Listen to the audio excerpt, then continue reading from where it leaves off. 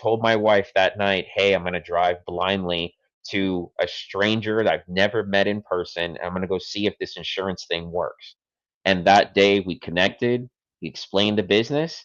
And for me, I was like, if he sold a million, thousand families, however you want to say it, if I could just sell like a quarter of that, I could replace my salary. So that's what my focus was. If I could do a quarter, I'd be good. And Yeah. I've pretty much done a quarter plus every single year. And I was fine. And then yeah, after 4 or 5 months, I did, leave. I ended up retiring from that position.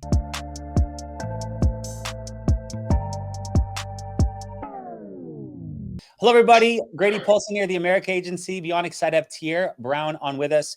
I was just fortunate to be at our annual convention in Dallas, Texas, and saw him speak on stage talking about what he's doing from a business standpoint, what he's doing with IULs.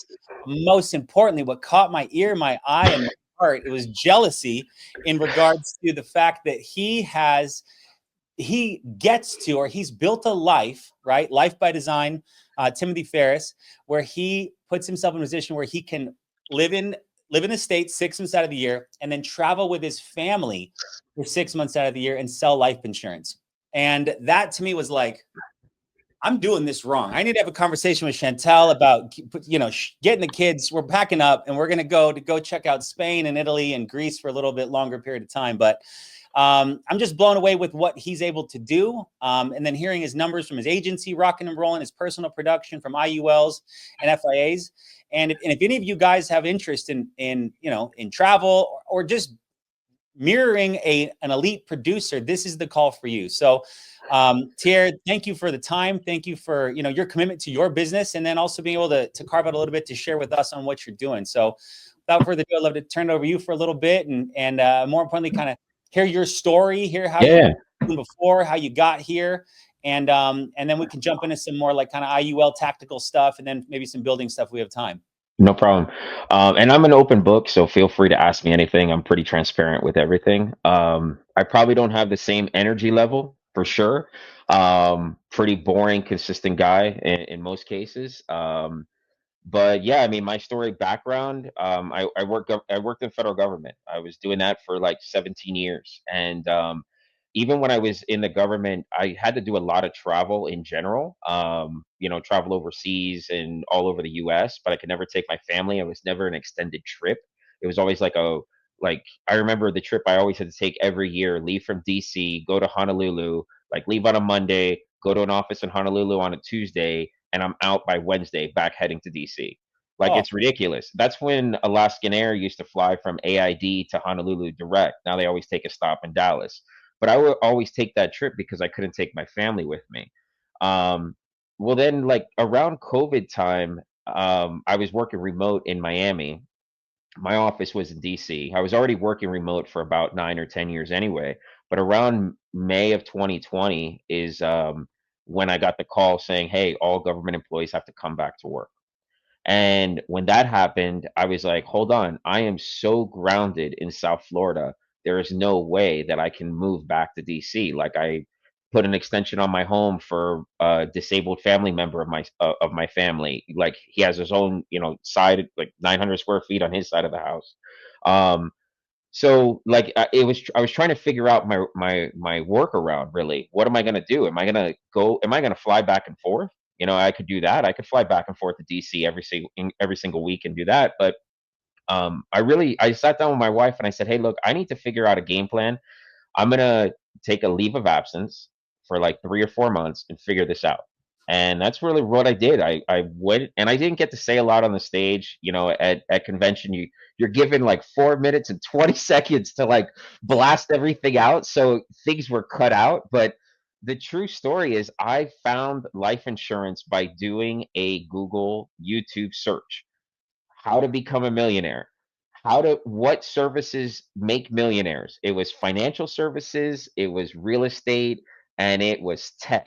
And I was like, tech, too broad for me. Real estate, already have my license. So let's see financial services. And then I went into financial services and what do you do with financial services? Oh, you have to get a license. Oh, how do you get a license? Like I was down this rabbit hole. So in 3 hours, I went from searching to enrolled in school. Nobody recruited me. Uh, did my schooling in about a week. Took my license exam. Remember, it's 150 questions. You don't have to get them all right. You have to get most of them right. Right. Not a big deal. So I did that and passed the test, and then all my phone started exploding. I had Ivan Vendroff and Mark Mead's group and all these logos calling me. Had no idea what was what. But yeah, I did a search and I found Steve's name because he sold a lot of insurance. I told my wife that night, hey, I'm going to drive blindly to a stranger that I've never met in person. I'm going to go see if this insurance thing works. And that day we connected. He explained the business, and for me, I was like, if he sold a million, 1,000 families, however you want to say it, if I could just sell like a quarter of that, I could replace my salary. So that's what my focus was. If I could do a quarter, I'd be good. And Yeah. I've pretty much done a quarter plus every single year. And I was fine. And then, yeah, after 4 or 5 months, I did, leave. I ended up retiring from that position. And it was hard because I was going to take, do you stay in Miami where I was grounded and I love, or do I go back to DC with a guaranteed promotion? Do I take a risk on myself? But honestly, I was taking, being able to play tennis in February versus cold weather. Yeah. That's the truth. That's awesome. Um, Yeah, so that's background, right? When I started, I was in final expense and term. Steve said, go make appointments, go knock on people's doors, drive through gates, put in access codes to get into communities, do all that, cold door knock, make yourself available all day long, every single day. So I sat down my wife. I sat down my two kids at the time. They were like 8 and 9. Imagine I was dad that picked them up from volleyball, picked them up from dance, and I had to literally sit them down, two little girls, and say, hey, I'm going to miss stuff. They just cried instantly cried because dad's not going to be there to pick them up, take them from ballet. We used to go from soccer to ballet in the same day. They were dirty, and I would take them to ballet and say, change. We don't have time to shower or clean up or baby wipe your knees. We would just go straight there. But now in insurance, I had to give it all to really learn it and have a foundation of it and then take it from there. How do I scale this? Am I going to be able to find 10 people like me that would be away from their family 8 to 10 hours a day? Or do we need to do it by phone? So I tried the phone thing myself. I transitioned myself to the phones and I didn't like it so much. Then I transitioned to Zooms and I had a better closing ratio because it was kind of like I was in your house, but you didn't have to clean up. And I didn't, neither one of us had to wear pants. I really didn't care. Like we're all in flip flops and polos and baseball caps. It didn't really matter. Um, so then when I was doing by Zooms, I did a lot of mortgage protection, final expense stuff. And then one day, kind of cold turkey, I looked at my persistency numbers and I was just like, I need to get a higher persistency. What type of business does higher persistency? So I stopped writing business like 1 month. This is like October of 21, I think it was. And then I didn't start writing business again until January of 22 because I turned off my BPLs, I turned off my lead flow, I turned off everything and activated it all for IULs and annuity business. And that's what I started with. And I said, okay, if I spend whatever I spend on leads, I'm going to make that up. The goal is 3x the return. Then once I started going, I said, oh, this is duplicatable. I can get somebody to have 5 or 6 Zooms a day, 10 to 12 discovery calls a week, 5 to 6 Zooms, let's say, and they can do this process. And just the way I am and the way I train it is very boring. It's very conversational. It's not that complicated. But I tell all the leaders on my team, all my managers like Blake and Angie and Larry and, the up and coming ones, once you figure out your process, then add your own little special sauce to it that makes it special. Until then, defer to the boring, consistent way that I teach it. That's awesome. So, okay. So, married, 2 children, government work for 17 years, lots of travel. And then you go, I'm going to become self-employed and going to burn the ships and completely start from scratch. What did you do in those 17 years with government work that had built within you this sort of tenacity and drive that gave you the confidence. I mean, we're all confident as men and providers or humans and whatnot, but to fearless be able. confidence to go into go, you know what? Let's just, I want to play, I want to stay in Florida, and I can go, we can move back. Like most people would take the promotion and the more money and go, this is what we're doing. When the girls graduate in 10 years, we can move back to Florida. But you said no. Like I said, where did it all come yeah. Where'd it come from? Honestly, was the home we have in South Florida, our lifestyle. I was remote for 8 years in Miami.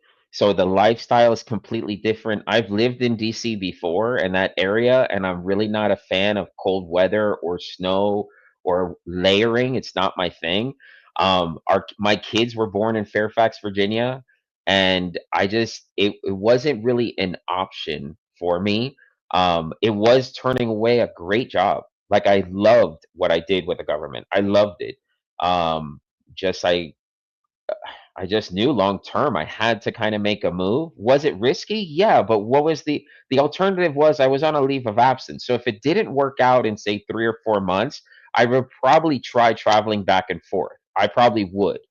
But even then, I would have just figured out something else also because in that position, yes, I was a high level. Like I only had one person above me in the department, but I still had to ask for time off, and it would get denied. Or it would be like, "Oh yeah, you could take a week off, but take your laptop with you." So I was working the entire time or had to be available the entire time. I remember a few years back, my wife and I, before kids, so many years, but before kids, we went to Peru, and we were in Peru, and I had to take my government issued laptop and my personal laptop and a tablet and 3 cell phones that I had with me, and I had to be available all day long. So it wasn't like I was really enjoying it. So now once I figured out, okay, and I wasn't gone, as a disclaimer, I wasn't gone for 6 months straight of last year. It would have been awesome, and that's probably our plan moving forward, but not yet. We got to figure out some things here, but um we took a trip first in October and end of October through November. It was supposed to be just like a 2 week, my wife and I and the kids. My kids are homeschooled also, so it kind of helps. They could do it whenever, they could log in whenever. And they've been homeschooled since COVID. They just didn't want to go back because they like going to school just Tuesdays and Thursdays. They get all their work done. They're 2 grades ahead. They're sixth grade and eighth grade doing eighth grade and 10th grade. Like they love it. They have 5 days off basically. The only thing that gets in the way right now is volleyball. Volleyball schedule is pretty intense. But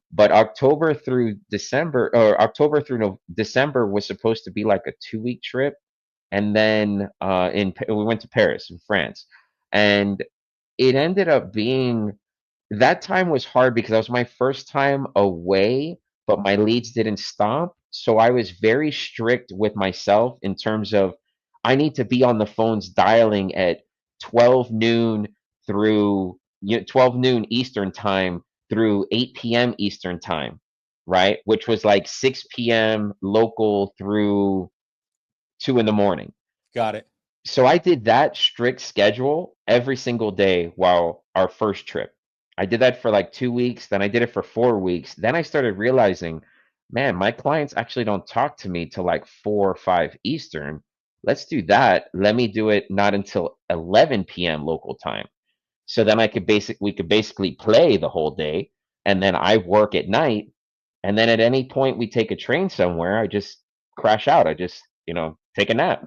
And I'm very easy to like go to sleep. I could just like close my eyes right now and I could probably fall asleep. It's pretty normal. um, but it starts from the leads not stopping. Got it. So I never turned off anything. I had a strict schedule, and I just worked. That trip was about 5, maybe 6 weeks in Paris. Wow. Yeah. So then Wow. when my wife was like, "Oh man, I wish we could stay." I was like, "Yeah, I know, but we only have boarding for our two big chubby dogs. We only have it for like another 2 weeks, so we got to get a plane ride back. We got to at least get these dogs because they don't have them. We didn't have them boarded through Christmas and stuff. We only had them boarded for a certain period." And I don't know if you have any pets, but like my dogs are 120 pound like labs. They're like chubby guys. They're not accepted everywhere, you Got it. know. They're not like Pomeranians or something. So yeah, we came back and then we were planning our next trip for the summer. And the summer trip we left like in May, and I want to say we came back in August. Um, because my kids had space camp in August. They had space camp in Cocoa Beach in August, so we had to come back so they could go to space camp. It's like a big thing. If you ever been to like South, Florida, space camp is like a big thing. Cape It's like a Canaveral, right? lot. Is that it? Is that it? Cape Canaveral? Cape Canaveral, it's a lottery. It's a whole bunch of stuff. Like it's a big thing. You get in, you go to it. Kids love it.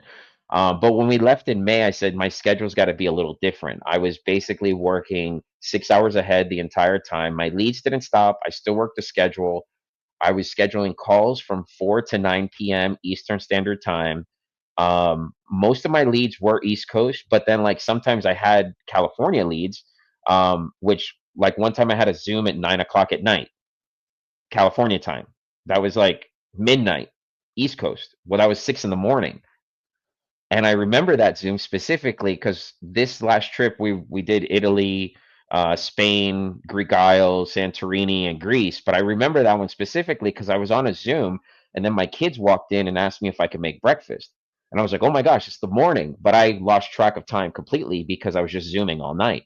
So I would Zoom basically from like or take calls from 11 p.m. until about 3 in the morning every day. Wow. Wow. And this was just all over Europe. Yeah, we flew into Rome. Now we did like Airbnbs basically along the way. It was one way over, and then we figured we'd get a one way back whenever we felt like it. So we did one way over to Rome, and we spent like maybe 2 or 3 weeks in Rome. Then we went Florence. So we were kind of planning the trip along the way, but we always had an Airbnb as kind of like the home base. So we had an Airbnb in Rome that we kept, and then an Airbnb in Florence that we kept. And so we went to like one day we went to Cinque Terre, like on the coast. We did that. We went to Milan a day. We caught a cruise a little south of Milan. Forget the name of the port, but it was like a eight day Greek Isle cruise. So like that week when clients and leads were coming in, because again I didn't stop anything because I have this like feeling from the beginning is like once you stop your lead flow, your momentum stops. Yeah. So I was connected to the Royal Caribbean Wi-Fi, texting clients saying, "Yeah, I'm at a conference. Let's check back on the following Monday," because I knew by Monday I'd be in Greece at another Airbnb that I could connect to their Wi-Fi. And that's what I did for like 8 days. I was just like, "Yeah, I'm so sorry. I'm actually at a conference until this day. Let's schedule." So then that Monday, Tuesday, I told my wife, "Hey, I need more than the regular 11 p.m. to 2 in the morning. I need like 3 p.m. to 2 in the morning." And she was like, Go work. Don't worry. Just go take care of your clients." I was like, I'll take the "Perfect. girls to the beach. We'll go. It will be just fun. We'll go get some Per- tea and yeah, I'll have. Perfect." What my wife has always been super, super awesome with is not giving me FOMO. So she just tells me we're leaving. She doesn't tell me what they're doing, which I love. Like, "Oh, we're going out." Or I walk out of my office for a second and I don't see her or the kids and I'm like, "Hey, where'd you guys go?" "We left." Perfect. I don't need to know anything else because then I think, "Oh, I should have left," or I get a little FOMO. So I love that she just does that. Um, but yeah, it just honestly, it came down to lead flow not stopping, finding a consistent schedule that worked, locking in appointments really, really good. So when I would tell clients like, "Hey, are you for sure going to be here at this appointment?" Like I would really lock it down. Like I would literally tell them, you know, "I'm not going to follow up with you. So if you miss the appointment, I'm going to put you on the sheet that says we're never going to sell you this product anymore. Like, we're not going to help you. Nobody from the entire company is going to help you because you didn't show up to an appointment. So make sure you're there." So my appointments were extremely intentional, even if they were discovery calls or Zooms. I barely had any no shows, like really. Um, so yeah, I was zooming in the middle of the night. I was taking naps on trains all over the place. My kids would just kind of bump me and let me know when we're at the next stop. Um, and it was fun. I mean, I had a blast. Like, and the memories with the kids too was pretty amazing. And then the only sacrifice was my sleep. but I'm usually good with like 3 or 4 hours anyway, so it's not a big deal. That's awesome. So, I mean, just thinking as a father, right? Your Our kids watch us, right? They see the world through their own eyes, but they also, the people that are around them the most, they emulate them. Dad comes home 5 o'clock, grabs a six pack, sits on the couch, watches the news, watches sports, passes out, repeat, repeat, repeat. 18 years they move out, right? What does the kid do? That must be life, right? You go, we're going to go travel around Europe. Dad's going to work from his computer, sacrifice sleep so he can spend as much time as possible with you. I still need to manage our business, see clients because dad's a professional, and Hmm. you're painting this picture for them as the way the world could be for them. And Oh yeah, that's so powerful from a like mind expansion of as how we want to portray ourselves or how we want to portray to our children what's possible, because oh yeah. that's an incredible vision you've painted for them, that this is a possibility.